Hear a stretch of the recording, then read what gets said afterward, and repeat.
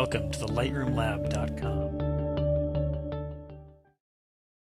When I went to photography school, we were taught with film, and one of the fun things you could do with film as a creative technique was to run it in the wrong chemistry. When you did this on purpose, it was called cross-processing. I've pulled up the Wikipedia definition here. It's a look that a lot of us digital photographers now try and mimic with filters in Photoshop.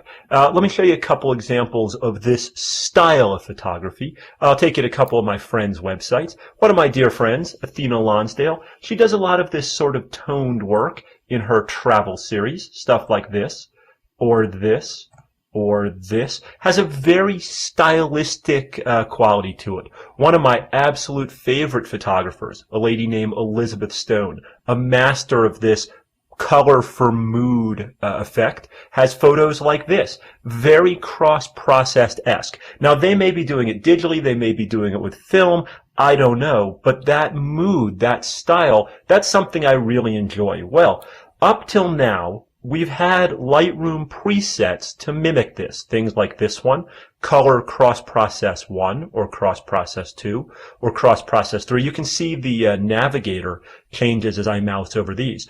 We've had these simulators for it within Lightroom, but we haven't had exactly the same tools we might have used in Photoshop to do this. The reason we haven't had the same tools is that Lightroom originally began with what they call a parametric curve. That was what we had in Lightroom 1. And parametric curves are great. They're friendlier than point curves, but they're limited in their flexibility. When we get to Lightroom 3, we get a point curve, one where you can click and drag and create points. Much more Photoshop-esque, but limited to the RGB channel. Well, here in Lightroom Beta version 4, now we have access to the individual color channels. Now, some photographers are going to use this for really precise color correction. Others are going to use it for neat art effects. And it's that art effect that I thought I would demo today. When I need advice on art type effects and Photoshop skills, my favorite source for that kind of info is a photography instructor, a Photoshop genius named Mark S. Johnson. And I happen to have some pages here from one of his ebooks. Let me resize Lightroom a little so that I can put his Photoshop CS4 guidebook up here next to the screen. In Mark's guidebook, he has this beautiful step-by-step recipe on how to make the cross-process look in Photoshop. So once I discovered that I could do this in Lightroom, all I had to do was pull up his recipe book and see if I could mimic the same skills. Well, let's see if we can. What Mark says is to make a cross-process look, you go to the red channel and you bring the end point over a bit, and then you steepen the contrast by creating a point here.